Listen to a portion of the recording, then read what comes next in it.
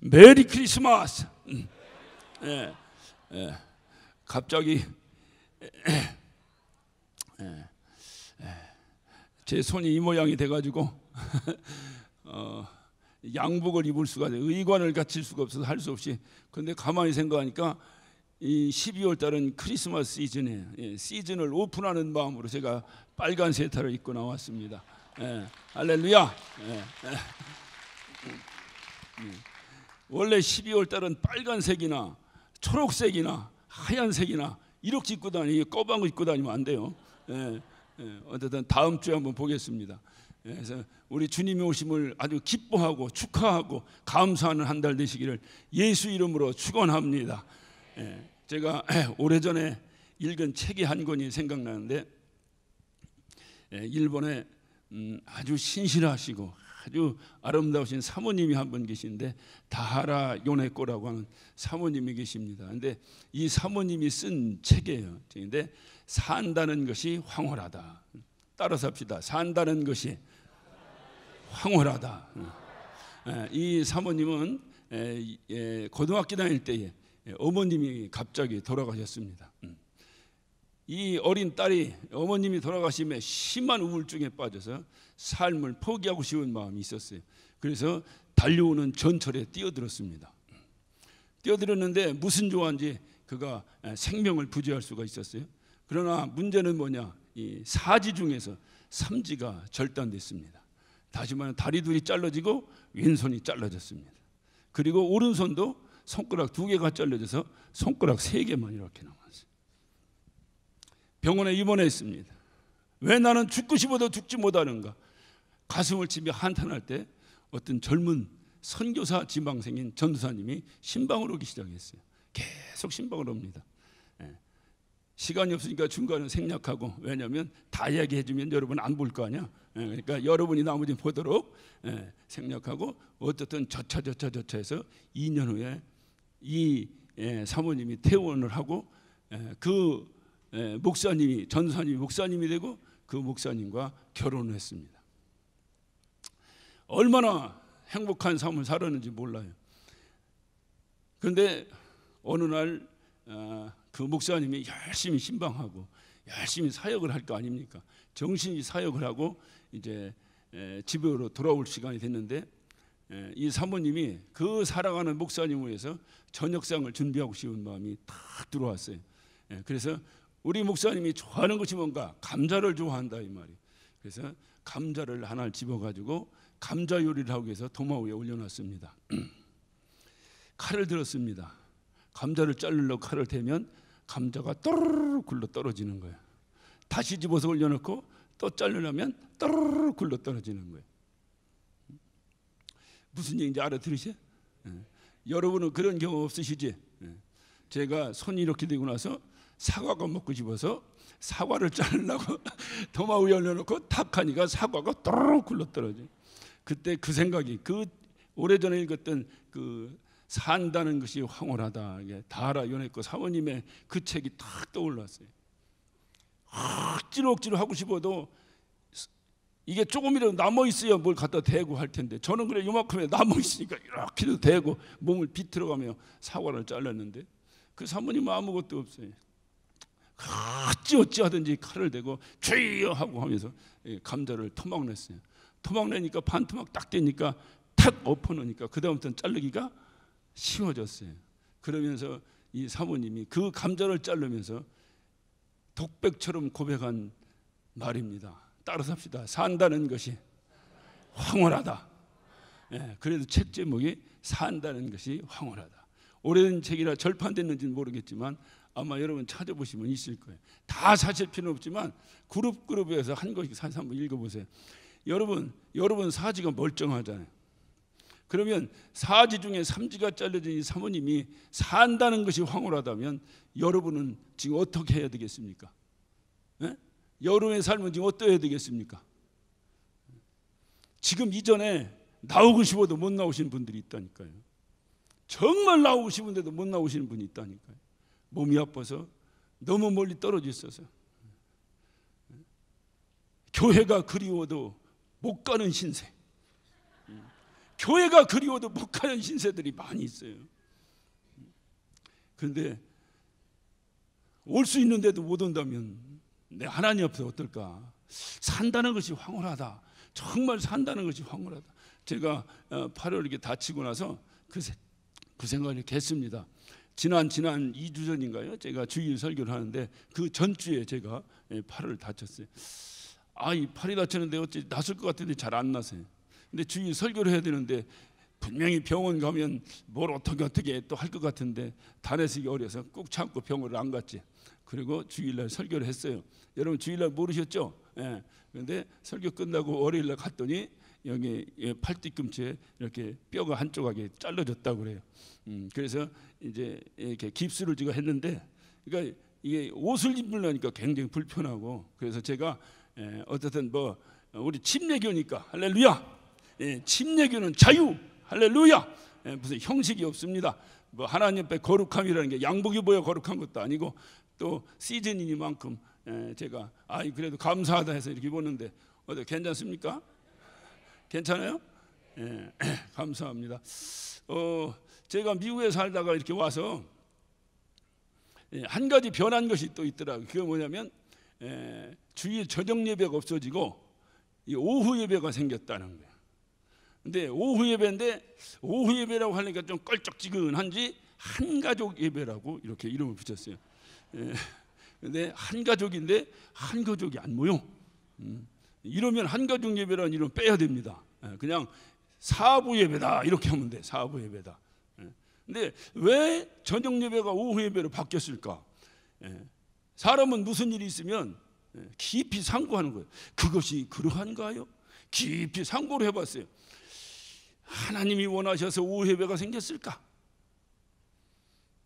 아니면 우리가 원해서 오후 예배가 생겼을까? 한번 깊이 생각을 해봤어요. 답이 안 나와서 제가 여러분에게 묻습니다. 우리가 원해서 오후 예배가 생긴 겁니까? 하나님이 원해서 오후 예배가 생긴 겁니까? 그럼 조금 양심에 깔짝지근하네. 우리가 원해서 생긴 거예요? 사랑하는 주님을 만나는데 주님이 원한 것이 아니라 우리가 우리 편리대로 하기 위해서 저녁 예배를 낮 예배로 바꾼 겁니까? 예전에 저녁 예배 있을 땐 참 좋았어요. 왜냐하면 목사도 열심히 주일 낮 예배 설교하고 그리고 조금 쉬었다가 저녁에 다시 의관을 갖추고 나와서 하나님 말씀을 강해했습니다. 아주 맑은 정신으로 하니까 좋더라고. 근데 지금은 제가 아무리 생각해도 이거는 저녁에 모여야 되는데 한 번 왔다가 집에 갔다 또 오기가 귀찮은 거야.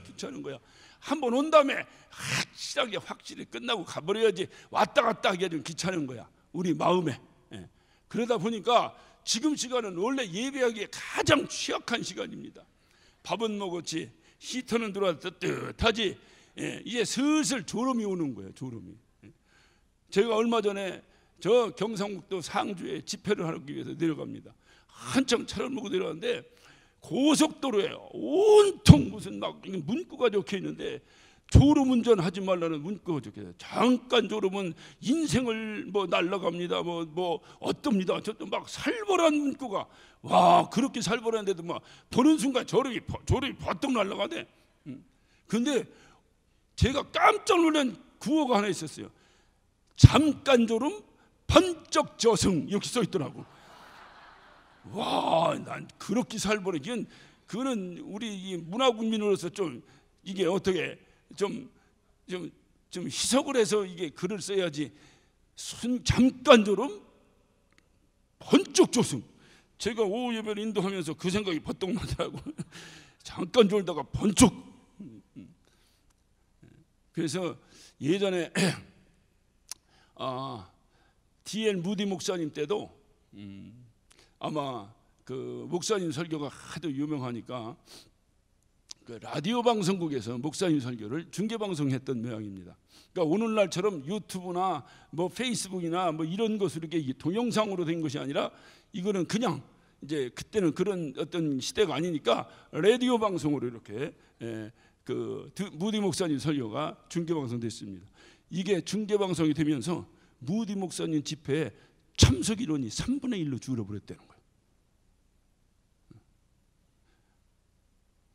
오늘날 우리하고 좀 비슷하죠. 제가 지난번에 여기 와 집회할 때 집회 끝나고 동영상을 딱 틀으니까 제가 집회하는 동안에 순간 뷰가 10,000뷰를 넘어갔더라고요. 그 사람들이 다 왔더라면 이전이 어떻게 됐을까? 만약에 유튜버가 없었다면 이전이 어떻게 됐을까? 저쪽 가서 예배해야지.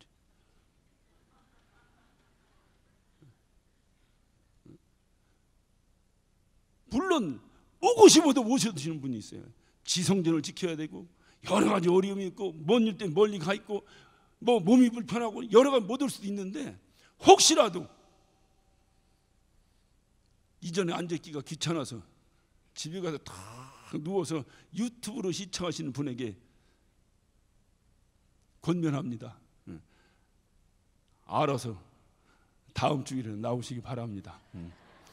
왜냐하면 다음 주에는 유튜브 중계를 끄겠습니다. 왜냐? 이게 예배학적으로도 안 맞아요. 그것이 예배학적으로도 안 맞아. 그래서 이 무디 목사님이 뭐라고 말씀하셨는가 하니,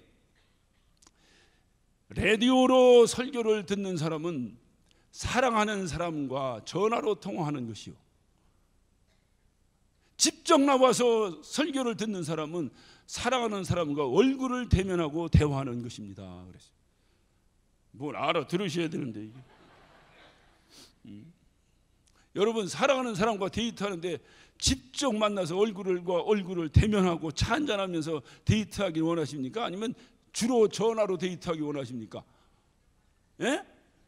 직접 만나서 여러분의 애인보다도 주님을 덜 사랑하시나? 그 무디 목사님 오죽하면 그 말씀을 하셨겠어요. 유튜브로 시청하신 분은 TV를 통해서 사랑하는 사람을 만나는 것이요, 직접 나오신 분은 얼굴과 얼굴을 대면하며 데이트하는 것과 동일합니다. 그래도 유튜브로라도 들으려고 하시는 분은 굉장히 훌륭하신 분이야. 그것도 안 하고 했다가 나중에 야 굉장히 은혜로웠대 뭐 하고 뒤늦게 보시는 분이 이게 문제예요. 그것도 굉장히 훌륭하셔. 아예 그것도 안 하시는 분이 문제지. 그러나 이왕이면 주님은 말씀하셨어요. 마지막 때가 가까울수록 모이기를 힘쓰라는 거야. 힘쓰라는 거야. 여러분 모르겠나도 예배 때마다 이전이 차고 넘치면 끝. 아마 주님은 그때를 기다리실지 몰라요. 저는 이게 요 앞에서 앞만 보고 찬양을 하는데 얼마나 충만한지 이전에 가득 찬 모양이라고 올라왔다가 깜짝 놀랐어요. 어쨌든 저와 여러분이 주님을 사랑하는 마음으로 저 모이기에 힘쓰는 저와 여러분 되시기를 예수 이름으로 축원합니다. 할렐루야. 우리 하나님의 말씀 보십시다. 하나님의 말씀 창세기 27장 1절부터 4절입니다. 우리 큰 음성으로, 어떤 예배 때는 아주 신령과 진정으로 집중해서 예배하기 위해서는 큰 소리로 찬양하고 큰 소리로 말씀 읽고 큰 소리로 대답하는 겁니다. 할렐루야. 우리 큰 음성으로 27장 1절부터 우리 4절까지 다 같이 합독하십니다. 이삭이 나이 많아 눈이 어두워 잘 보지 못하더니 맏아들의 에서를 불러 가로되 내 아들아 하며 그가 가로되 내가 여기 있나이다 하니 이삭이 가로되 내가 이제 늙어 어느 날 죽을는지 알지 못하노니 그런즉 네 기구 곧 전통과 활을 가지고 들어가서 나를 위하여 사냥하여 나의 즐기는 별미를 만들어 가져다가 먹게 하여 나로 죽기 전에 내 마음껏 내게 축복하게 하라. 여러분 잘 아시는 말씀이에요. 이삭의 나이 137세, 그의 아들 쌍둥이 아들 77세,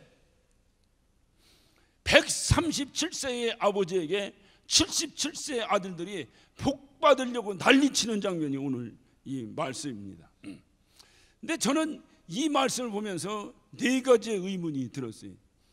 첫째, 아니 하나님이 보기 아무리 좋다고 그렇게 형까지 속여가면서 그렇게 어떤 페어 플레이가 아닌 더티 플레이를 통해서 꼭 이렇게 하면서까지 복을 받아야 되나 궁금했어요. 한편으로는 당연하지. 하나님의 복이 뭔데 하나님의 복을 받으려면 이것은 어떤 수단과 방법을 통하지 않고 받아야 된다 하는 생각이 들기도 하고, 한편으로는 아무리 하나님의 복이라도 그렇지 그래도 기본적인 예의도 있고 기본적인 무엇이 있는 것이지 이렇게 형을 속여서까지 이렇게 꼭 받아야 되는 것인가? 여러분에게 묻습니다. 제가 답을 못 내려서 여러분의 답을 구합니다. 여러분 어느 거요? 어떤 방법든지 받아야 된다. 둘 중에 하나는 반드시 손을 한번 들어보셔요. 네, 반드시 들어야 돼. 이럴 때 이것도 아니고 저것도 들지 않는 분들한테 반드시 한번 들어봅시다. 하나님의 복인데 무슨 소리냐? 수단과 방법을 가리지 않고 받아야 된다. 한번 손 들어보세요. 예, 내리십시다. 이런 분들 아주 적극적인 분들이에요. 적극적인 분들. 아니다. 아무리 하나님 복이 좋아도 그래도 그렇게 싸가지 없이 받으면 되냐? 한번 손 들어보세요. 나머지는 다 기권이요? 예? 다 들어보시라니까. 다시 한번 합니다. 받아야 된다. 예, 조금 부응했네 아까보다. 자, 그래도 그렇게 하면 되냐? 어떤 저도 모르고 여러분도 다 모릅니다. 어떻게 해야 되는 건 잘 모르겠어요. 꼭 그렇게 하나님의 복을 꼭 그렇게 받아야 되는가 하는 생각을 제가 이 말씀을 통해서 궁금하게 생각했어요. 두 번째는 팥죽이 뭐라고? 그깟 너 팥죽 한 그릇에 장자의 명분을 판단 말인가? 에서이 죄송합니다. 이거 설교의 흐름상 꼭 이 단어를 써야겠어요. 에서 이놈이 말이요. 도대체 정신이 있는 놈이 없는 놈이야 이게 장자가. 억만금을 준다고 하면 또 몰라도 팥죽 한 그릇에 장자의 명분을 판단 말인가? 의문이 생겼어요. 세 번째 의문입니다. 세 번째 의문은 이삭이 정말로 야곱인 줄 몰랐을까? 야곱인 줄 몰랐을까?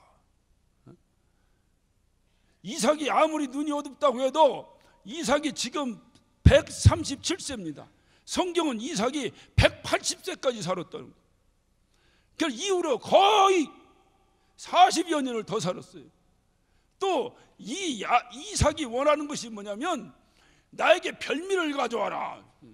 아직도 별미를 찾을 정도로 정정한 양반이에요. 137세를 사셨으니 눈은 좀 어두워질 수 있겠죠. 오늘날은 40만 지나도 노안이 오는데 눈은 좀 어두워서 글쎄 그렇다고 그렇게 총기가 사라질 정도로 그 정도일까? 한번 그 생각을 제가 한번 해봤어요. 이 말씀을 읽으면서 정말로 야곱인 줄 몰랐을까?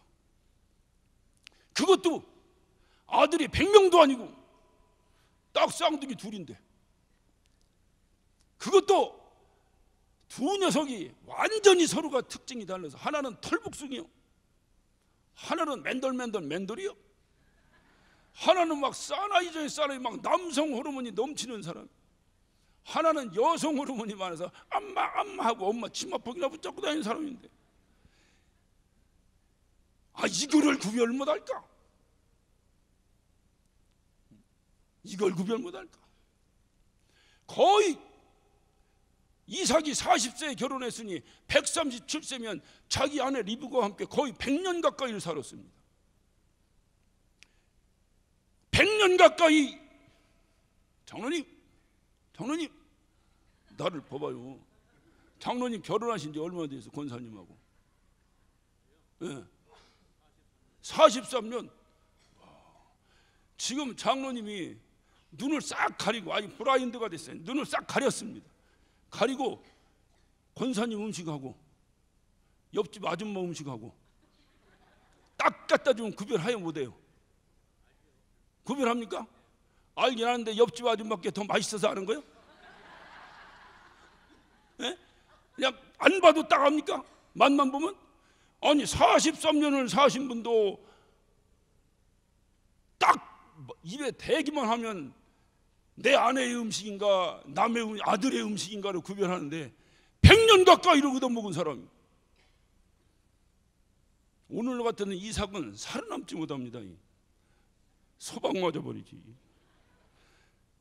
한 번 여러 생각, 100년 가까이를 얻어먹은 음식을 이것이 내 아내의 음식인지 내 아들 음식인지 구별 못할까 할까? 나중에 하늘나라 가서 물어봐야 돼요. 답이 없어요. 왜? 성경이 안 나옵니다. 근데 제 나름대로 많이 고민을 해봤어요. 야, 정말 구별 못할까? 나도 30여 년을 같이 살면서 지금도 내 아내 음식인지 누구 음식인지 다 구별하는데, 야, 거기다가 야곱이 위장을 합니다. 그래서 염소를 잡아다가 염소털로 팔을 싹 이렇게 뒤집어 썼습니다. 그리고 손을 갖다 쓱 갖다 대밀었어요. 쓱 만지면서 이삭이 한마디 합니다. 뭐라고 했죠? 손은 에서의 손인데 목소리는 야곱이로다. 이거 알았단 얘기인가 몰랐단 얘기인가? 에? 알았단 얘기요? 몰라. 성경에는 뭐 그런 얘기 없으니까. 어떻든 듣는 야곱 뜨끔하지 않았겠어요? 아니, 별미를 137세에 별미를 찾고 그 이후로 40여 년을 더 사신 이 양반이 염소털인지 아들털인지도 구별 못해요? 아무리 생각해도 이걸 알았을까 몰랐을까? 알았을까 몰랐을까? 궁금해.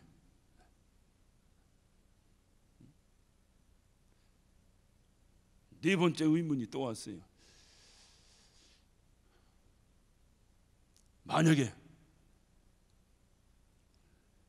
정말로 이 이삭은 모르고, 정말로 모르고 그 자기 아들 야곱에게 복을 허락할 정도로 정말로 그렇게 우둔했는가? 정말로. 또 하나는, 만약에 이삭이 이것이 야곱이라는 걸 다 알았더라면, 다 알면서도 야곱을 축복할 수밖에 없었던 그 이삭의 심정은 무슨 심정이었을까?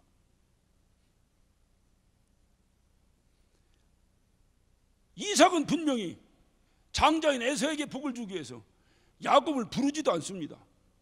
에서만 살짝 불러서, 내가 눈이 어두워 이제 언제 죽을지 모르니 내가 너에게 복을 줄 테니, 축복할 테니 너 사냥 나가서 맛있는 거 잡아다가 별미로 해서 나한테 가져와라.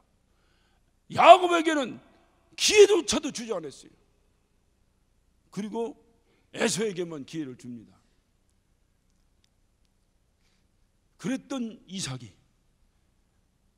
혹시 알았다면, 이것이 야곱이라는 거 알았다면, 그럼에도 불구하고 야곱에게 축복할 수밖에 없었던 특별한 무슨 사정이 있었던 것인가? 제가 여러분에게 계속 의문을 던지는 것은 여러분 스스로 답을 해보라는 거예요.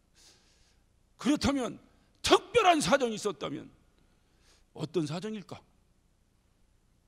또는 이삭하면 성경에도 아브라함의 하나님, 이삭의 하나님 할 정도로 정말로 하나님의 사랑을 받은 자인데,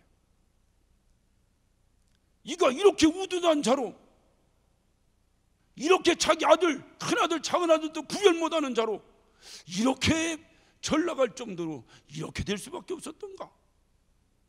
그렇다면 여기엔 무슨 뜻이 있었던 것인가? 여러분 가만히 한번 생각해 보세요. 정말로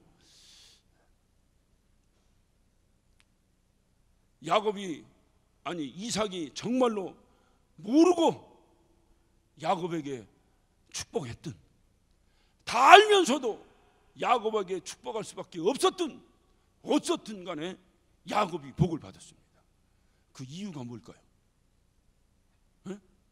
그것이 오늘 말씀의 제목이에요. 그것이 하나님의 뜻입니다. 뜻이 이미 임했어요. 여러분 가만히 생각해 보세요. 이미 하나님께서 야곱에게 복을 주시려고 뜻을 정하셨다고 말이에요. 뜻을 정하셨는데 인간의 얄팍한 계략이 하나님의 뜻을 없이 할 수 있습니까? 하나님이 뜻을 정했는데 인간의 어떤 얄팍한 지혜가, 지식이, 어떤 능력이, 어떤 명예가 하나님의 뜻을 없이 할 수 있습니까? 만약에 그렇게 생각한다면 그는 이미 하나님과 멀어진 자입니다.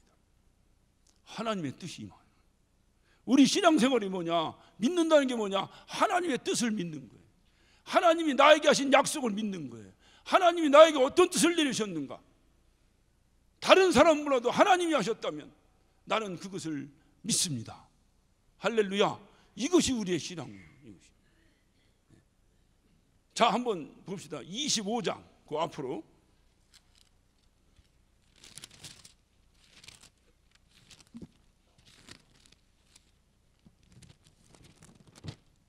(25장) 23절 우리 다 같이 큰 소리로 25장 23절 시작. 여호와께서 그에게 이르시되 두 국민이 네 태중에 있구나.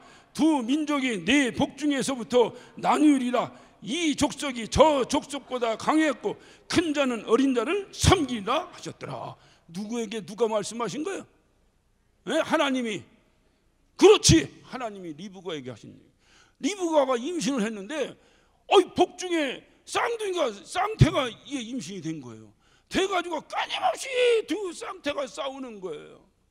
하나님 이게 웬일입니까 이게? 했더니 하나님께서 리브가에게, 그러니까 하나님 이게 웬일입니까? 라는 거 오는 날로 해서 뭐예요? 뭐 했다는 거예요? 기도했다는 거지. 기도. 그래서 기도하라는 거예요. 잘 모르면 기도하라니까 지혜가 풍성한 하나님이 여러분에게 알려주실 줄로 믿습니다. 그래서 기도하는 거예요. 기도한 거예요. 하나님 이게 웬일입니까 이게? 하니까 하나님께서 말씀하신 게 뭐냐? 내 안에 내 복중에 쌍둥이가 있는데 큰 자가 작은 자를 섬길 것이다. 다시 말하면 에서가 야곱을 섬길 것이다. 그러니까 이미 하나님은 누구에게 뜻을 정하신 거예요? 야곱에게 뜻을 정하신 거예요. 이 하나님이 야곱에게 뜻을 정했다고는 이 사실을 누가 아는 거예요? 리브가 혼자 아는 거예요. 리브가 혼자 아는 거예요. 이삭이 알았더라면 상황은 또 달리 전개됐을지 모르는데 임신했던 복중에 아이를 낳고 있었던 엄마만이 하나님부터 들은 약속이라 그 말이에요. 그러니까 이 엄마는 끊임없이 고민 없이 어떻게 생각했어요? 왜 여러분 야곱이 마마보이가 됐을 것 같아요? 에? 엄마가 그렇지, 이놈에게 하나님 뜻이 있는데 이놈을 함부로 내놓을 수가 있어야지. 들에 나가고 뭐 산에 뛰어다니면서 사냥하다가 이 저처럼 다치면 어떡해?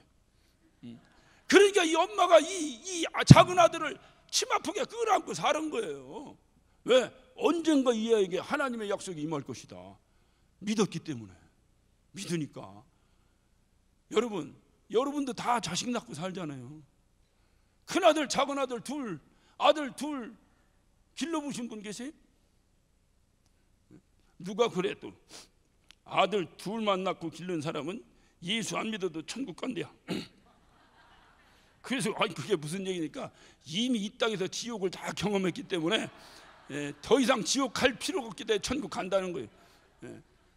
여러분 아들 둘을 한번 길렀다고 생각해 보세요. 여러분 큰아들 작은아들 차이 납니까?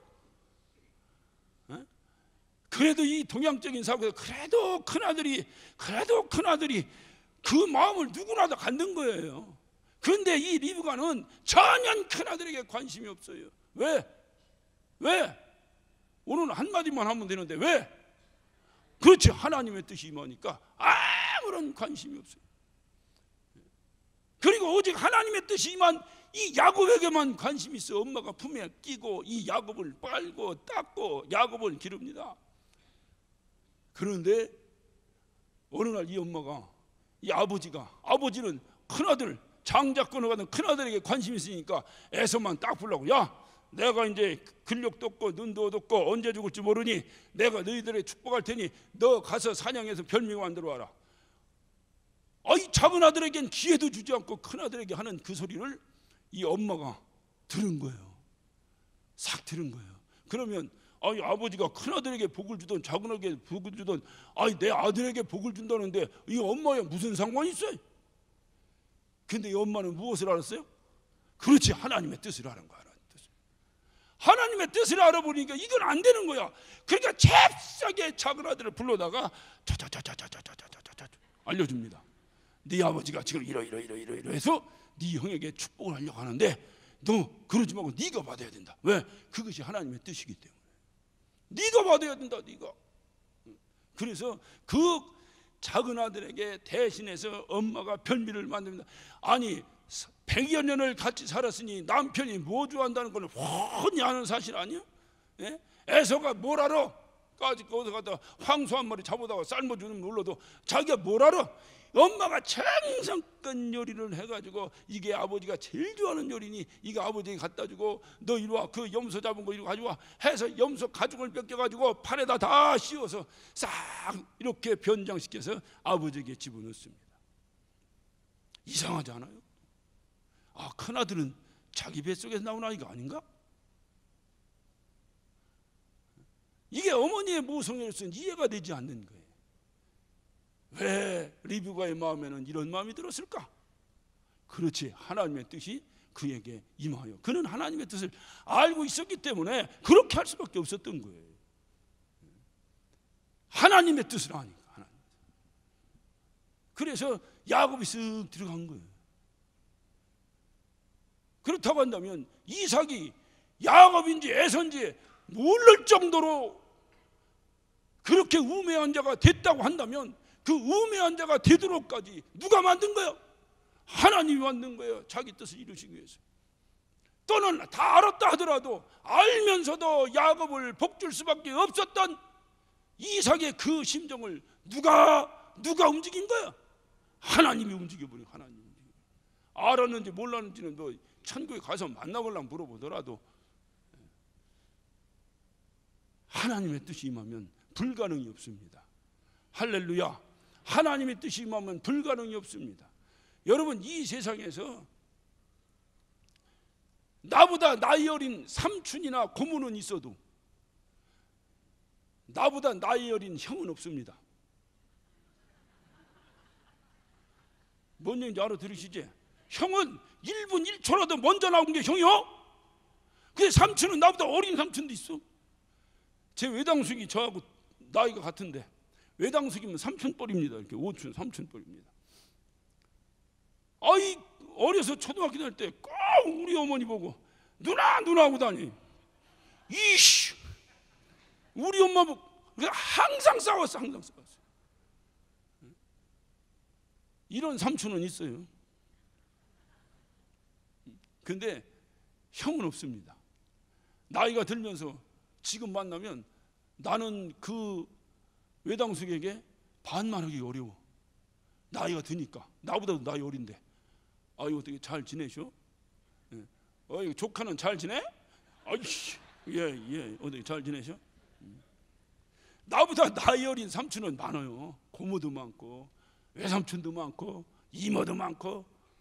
그런데 나보다 나이 어린 형은 없다 그 말이에요. 그런데 하나님의 뜻이 임하니까 나보다 나이 어린 것이 형이 되는 불가능이 가능해지는 놀라운 역사가 벌어져 버렸어요. 지금 그런데 뭘 알아들으시는 건지 모르겠네. 알아들으십니까? 예. 하나님의 뜻이 임하니까 불가능한 것이 가능해지더라 그 말이에요. 여러분 지금 어떤 어려움이 있습니까? 우리가 지금 교회적으로 우리 교계에 어떤 어려움이 있습니까? 그 어려움이 나이 어린 자가 형 되는 것만큼 어렵습니까? 여러분 심령 가운데 과연 하나님 뜻이 어디 있는가? 하나님의 뜻이. 열왕기상 18장에 보면 엘리야가 머리가 무릎 사이로 7번이 들어가도록 몸부림치며 기도했더니 3년 반 동안 오지 않던 비가 쏟아졌다라고 기록되어 있습니다. 저 여러분에게 묻겠습니다. 비가 쏟아진 것이 엘리야의 기도 때문이다? 아니다.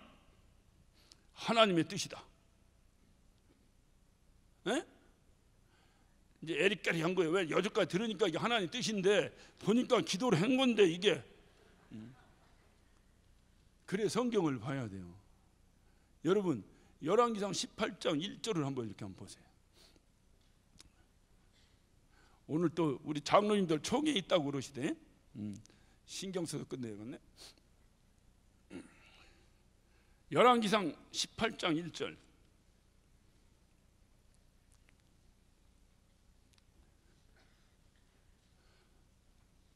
또 찾으신 분이 한번 크게 한번 읽어보세요.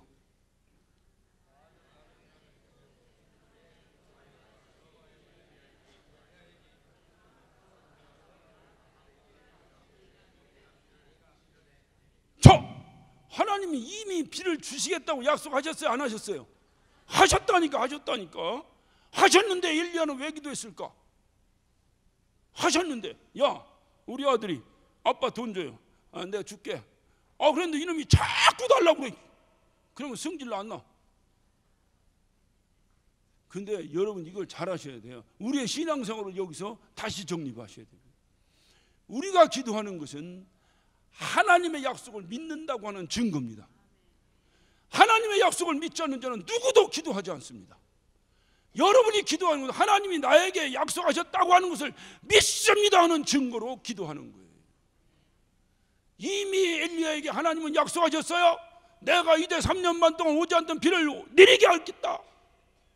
그 소리를 들은 엘리야는 머리가 무릎 사이로 7번이 들어 몸부림치며 기도하여 드디어 하늘에서 3년 반 동안 오지 않던 비를 쏟아지게 만들어버렸어요. 그렇다면 기도는 어떻게 해야 됩니까? 기도는 하나님의 약속을 붙잡고 하는 거예요. 하나님의 약속 따라가지고 자꾸 달라고 하면 안 돼. 하나님이 나에게 약속하신 것, 하나님이 나에게 약속하신 것. 바로 문제는 어디 있느냐? 하나님이 약속하셨으면 빨리 줘야지. 왜 빨리 안 주는 거야 이거? 성경은 분명히 얘기합니다. 하나님이 약속하신 건 반드시 이루어지는데 문제는 어디 있냐? 하나님이 여러분에게 복을 주시겠다고 약속하셨어요. 그런데 복을 안만 줘도 내가 복을 소유할 만한 능력이 없으면 그것은 저주예요. 아버지가 돈이 무지하게 많아요. 아버지가 재산이 무지하게 많아요. 그런데 그 재산을 아들이 관리할 능력이 없으면 그 아들에게는 저주입니다. 저주입니다. 그러니까 내가 관리할 수 있는 능력이 돼야 돼. 아버지의 그것을 내가 이어받아 갈 수 있는, 그 관리할 수 있는 능력이 돼야 돼. 그것이 안 되면 그것은 저주입니다. 괴롭습니다. 그러니까 하나님은 그때를 기다리시는 거예요. 그때를 우리 또 한번 찾아봅시다. 신명기, 제가 손이 우둔해서 신명기 8장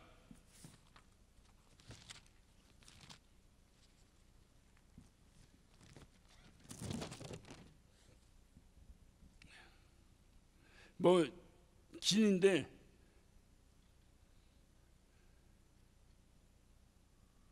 11절부터 제가 읽겠습니다. 내가 오늘날 내게 명하는 여호와의 명령과 법도와 규례를 지키지 아니하고 내 하나님 여호와를 잊어버리게 되지 않도록 삼갈지어다. 내가 먹어서 배불리고 아름다운 집을 짓고 거하게 되며 내 우양이 번성하며 내 은급이 증식하여 내 소유가 다 풍부하게 될 때 두렵건대 내 마음이 교만하여 내 하나님 여호와를 잊어버릴까 하노라.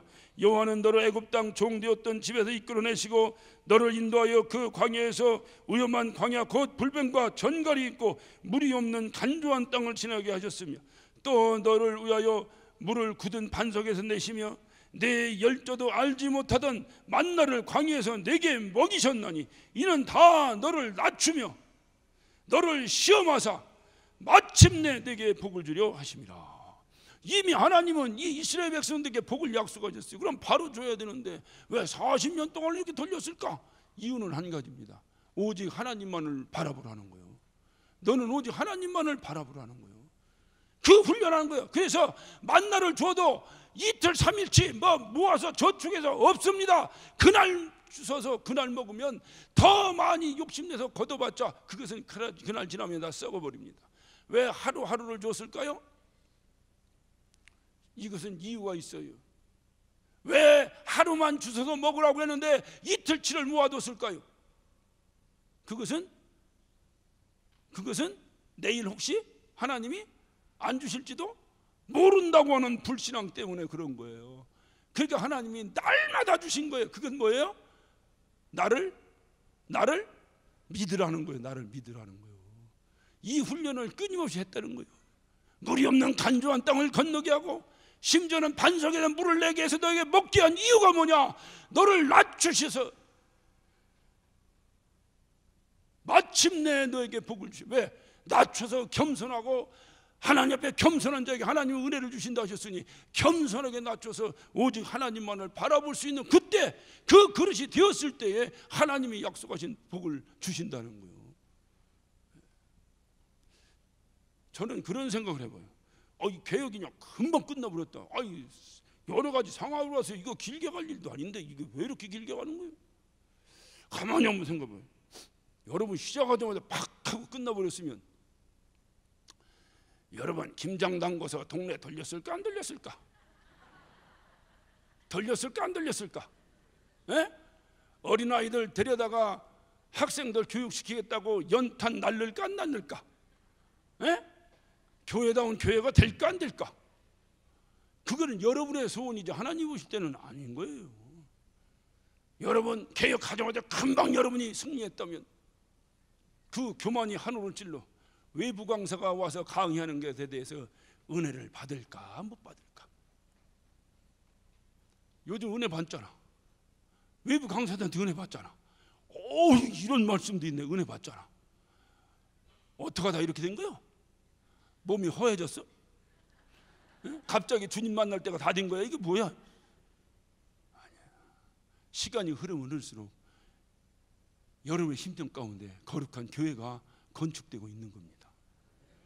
때가 되면 마침내 하나님께서 하신다. 왜? 이미 계획은 하나님이 우리에게 하신 약속 아니에요. 약속이잖아. 약속. 문제는 뭐냐? 주님 말씀하셨어요. 뭐라고 주님이 말씀하셨습니까? 우리가 봐요. 갈라디아 6장 9절에 우리가 선을 행하되 낙심하지 말지니 피곤치 아니하면 때가 이르매 거두리라. 근데 왜 거두지 못하나? 도중에 피곤해서 낙심하다 보니까 포기하는 거예요. 12월 달 되면 낙심자들이 생겨요. 어느 교회나 그래요. 어느 교회. 그것도 도중에 하나 꼭 12월 달만 되면 나와. 그것도 양심 있어서 마지막 유종의 미를 거두고 나간다나 어쩐다나. 주님이 하신 약속이면 우리는 킵고잉이야. 할렐루야. 끝까지 가는 거야. 주님이 하신 약속인데 마침내 왜? 그 약속은 반드시 이루어진다고 주님이 말씀하시고 약속하셨으니 우리는 얘기할 게 없어요. 우리는 뭐냐? 하나님이 하신 약속을 믿는 자입니다. 할렐루야. 문제는 뭐냐? 내가 하나님의 그 약속을 이룰 수 있는 자세가 돼 있느냐 안 돼 있느냐가 문제예요. 전 요즘 근 한 4, 5개월을 혼자 지냅니다. 생전 부엌 한 번도 안 들어가 본 사람이 혼자 살려니까 어떻게 이제 완전히 김주부로 이제 살아갑니다. 와, 이게 날마다 청소해야지, 빨래 빨아야지, 설거지 해야지, 밥 해야지, 음식 꺼내 놔야지. 와, 이거 빛도 없이 이거 하루 종일 정신 없더만. 뭘 했는지 몰랐는데 하루가 지나가 버려요. 그러면서 예전에 우리 집사람이 그렇게 정성껏 나에게 밥도 해주고 뭐 해주고 했던데 조금 더 고마운 마음 없이 왜 이제 밥 좀 빨리빨리 주지 뭐 하는 거야 이게. 제가요 밥을 준비하다 보니까 설교 준비보다 수천 배 어렵더만. 수천 배 어려워. 설교 준비는 기도하면 돼. 기도하면 돼. 설교 준비는. 근데 밥하는 건 기도해도 안 돼. 이거를 내가 아침에 먹었는데 점심은 뭐 먹어야 되나 이거 고민하다 보면 점심 굶어버려. 제가 그러면서 요새 깨닫는 게 있어요. 그래서 만약에 저에게 성경을 한 절을 더 쓰라고 하나님께 허락하신다면 내가 이거 한 절을 꼭 쓰고 싶어요. 밥 먹다가 반찬 투정하는 자가 있느냐? 그대는 지옥불에 불쏘시개가 될지어다. 해주는 대로 먹어야 돼. 야, 철들기 시작하는 거 없으니까 자세가 갖춰지는 거야. 그래서 요즘 기도를 2번 한다니까요. 식사 기도를. 한 번은 하나님 감사합니다. 귀한 거죠. 감사합니다. 이거 먹고 건강케 하여 주옵소서. 예수님의 이름으로 기도하옵나이다. 그리고 또 한 번 합니다. 우리 아내에 대해서 감사의 묵념을 한 번 합니다. 그동안 고마웠습니다. 예전에는 밥 먹는 시간이 한 5분이에요. 식사 시간 5분. 그러니까 하루 3끼 먹는 건 별것도 아니야. 그러니까 15분만 투자하면 3끼 먹지까지 있는 거야. 지가 해봐. 5분을 먹기 위해서 1시간을 투자해야 돼. 5분 먹고 나서 1시간을 치워야 돼요. 그거 2시간 지나고 나면 조금 있으면 또 점심 먹어야 돼. 그거 2시간 지나고 나면 조금 있으면 저녁 먹어야 돼. 그것뿐이야. 아니 어지르는 놈 하나도 없는데 방을 쓸 때마다 먼지가 나와. 이놈 먼지가 이게 작은 집이라 얼마나 감사한지 몰라죠. 어디 제가 철 들은 것 같아요? 안 들은 것 같아요? 예? 자세가 됐습니까? 안 됐습니까? 됐습니까? 그러니까 다음 주에 우리 집사람 온다는 거야. 할렐루야. 자세가 되니까 하나님이 보내주시는 거예요. 근데 이 자세가 작심삼일 되면 안 되는데 그걸 위해 기도하는 거예요. 오면 이제 날마다 고맙습니다. 감사합니다. 이 밥 주셔서 고맙네요. 감사합니다. 자세. 이것이 제일로 중요한. 그러니까 우리는 중요한 것은 뭐냐? 하나님께서 우리에게 하신 약속이에요. 이 약속은 반드시 이루어진다고 하는 사실을 믿으시기를 예수 이름으로 축원합니다. 그래서 그 약속을 의지하고 나가는 거예요. 말씀을 마치면서 이게 길어지다 보면 내부 분열이 좀 생겨요. 근데 내부 분열이라는 게 뭐 큰 문제를 얘기하는 게 아니에요. 조그만 이간서부터 시작해서 자꾸 어떻고 저떻고 나옵니다. 삼국지에 보면 동관전투라고 하는 얘기를. 동관전투, 삼국지에 동관전투라고 나오는데 이 동관전투는 다른 것이 아니고 조조의 군사와 한수와 마초의 연합군과 동관이라는 전쟁터에서 전쟁이 붙은 겁니다. 이 조조가 도저히 한수와 마초의 연합군을 이길 재간이 없는 거예요. 앞만 봐도 이길 재간이 없는 거예요. 그래서 조조가 머리를 싹 쓴 거예요. 한수를 초청합니다. 초청하고 아무 소리도 안 하고 근사하게 상다리가 휘어지도록 상을 차려서 먹이고 그냥 보내버립니다. 그러니까 마초가 궁금하잖아. 야 한수야, 예? 너 조조가 너한테 뭐라고 하대? 뭔 얘기 한 게 있어야지. 아무 말도 안 하던데? 그래? 근데 마초에겐 이상합니다. 이게 분명히 조조가 불렀을 때 뭔 얘기 하려고 불렀을 텐데 이 자식이 나를 속이려고 말을 안 하나. 얼마 있다가 다시 조조가 한수를 또 부릅니다. 또 불러서 또 상다리가 휘어지게 차려서 먹이고 그냥 보내버립니다. 그러니까 마초가 또 묻습니다. 야 한수야, 예? 너 조조가 너 불러서 뭔 얘기하대? 아무 말 안 했다니까. 마초가 한수를 의심하기 시작했어요. 이 자식이 조조하고 한패되었고 나 몰아내려고 하는 모양이다. 그래가지고 내부 분열이 일어나고 있어요. 한수와 마초가 대판 싸움이 붙었어요. 이때에 조조가 한 방을 쳐버렸어요. 누가 이겼겠어요? 조조가 이겼어요. 시간이 흐르면 마귀가 자꾸 침투합니다. 그래서 깨어 기도하는 거예요. 예수로 전신갑주를 입고 깨어 기도하는 거야. 끊임없이 기도하는 거야. 어찌하든지 주님의 뜻이 이루어져야 됩니다. 주님의 뜻이 이루어져야 됩니다. 주님이 약속하셨지만은 그래도 주여 나의 기도를 통해서 주님의 뜻이 이 땅에 이루어지기를 원합니다. 기도하는 거예요. 끊임없이 기도하는 거예요. 끊임없이 기도하는 거예요. 야곱은 불가능한 것을 하나님의 뜻이 그에게 임함으로 이루어졌습니다. 이렇게 하나님의 뜻으로 장자권을 획득하고 하나님의 복을 받은 이 야곱이 그 다음에는 어떻게 됐을까? 이 야곱이 그 다음에는 어떻게 됐을까? 기대하시라. 다음 주를, 다음 주에 야곱이 과연 어떻게 했을까? 자, 우리 기도하십니다. 자, 잠깐 기도하기 전에 말씀 한 구절을 딱 보겠습니다. 제가 이게 부흥회를 다니다 보니까 어르신 이 부흥 강사들이 예전부터 자 기도하실 때 우리 주여 삼창하시고 기도하십니다. 그래서 왜 기도하는데 주여 삼창으로 해야 되는가? 또 궁금해. 왜냐면 우린 베레아 사람이잖아. 그러니까 자꾸 궁금하잖아. 뭔 얘기를 하니까 궁금해. 그 왜 저걸 저렇게 하는가? 혹시 목소리 가다듬으라고 하는 것인가? 또 어떻게 보니까 그냥 기도합시다 하면 큰 소리로 안 해. 그죠? 제가 그냥 기도합시다. 자, 우리 한 목소리 기도합니다. 하나님 아버지 믿음 주시니. 근데 막 주여 삼창하시고 나면 저희야 믿음 주셔 큰 소리로 하더라고. 그래서 이게 큰 소리로 기도하라고 삼창을 한번 하는 것이구나. 근데 제가 성경 읽다 보니까 그게 아니에요. 자, 우리 한번 봅시다. 다니엘서 9장. 다 한번 찾아보세요. 다니엘서 9장.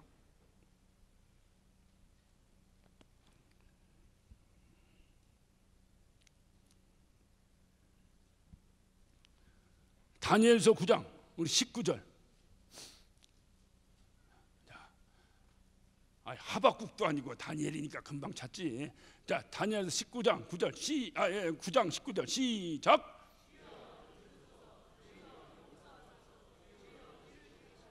자, 다니엘은 기도의 용사입니다. 너 기도하면 죽여버리겠다고 해도 동쪽 창을 엮고 그는 기도한 사람입니다. 이 기도의 용사가 어떻게 기도하고 있어요 지금? 주여 들으소서, 주여 용서하소서, 주여 듣고 응답하소서. 주여 삼창이 여기 있더라니까. 그러니까 그냥 하는 게, 나 요거니까 또 예수여 한 번 부르고 기도합니다 그래. 근데 왜 예수를 한 번을 불러야 되는가? 유일하신 하나님이라 한 번인가? 뭔가? 근데 그 성경적 근거는 모르겠어요. 그래서 뭐 잘하고 못하고 모르겠는데 요 보니까 또 변한 게 한 번 하고 한다고 그러더라고. 한 번 하고. 근데 저는 계속해서 기도할 때마다 우리 주여 삼창하시고 아니면 예수여 삼창하시고 기도합시다. 항상 하는 중요한 이유가 이 다니엘서 9장 19절에 제가 거기 보니까 주여 하면은 뭐요? 제가 주여 하면 여러분 그 다음 하는 겁니다. 주여! 크게 해야죠. 주여! 주여! 주여! 자, 세 번째는 길으니까 들으시고 앞에서 했으니까 세 번째 응답하소서. 여러분 기도했으면 응답해달라고 해야 될 거 아니에요. 응답 없는 기도가 무슨 기도예요? 그러니까 자 다시 한번 합니다. 주여 하면은 들으소서. 주여 하면 그렇지, 내가 용서해서 거룩해야 거룩한 곳에 주님의 응답이 임해야 되니까 용서하소서. 그리고 세 번째 주여는 뭐야? 응답하소서. 자 한번 연습합니다. 주여! 주여! 주여! 주여입니다. 오늘 이 시간 주님의 약속이 우리를 통해 임하도록 주님의 뜻이 하신 말씀이 우리의 기도를 통해서 우리의 믿음을 통해서 우리의 신앙 생활을 통해서 반드시 이루어지는 역사 있게 하여 주옵소서. 우리 다 같이 주여 삼창하시고 한 목소리로 기도하십니다.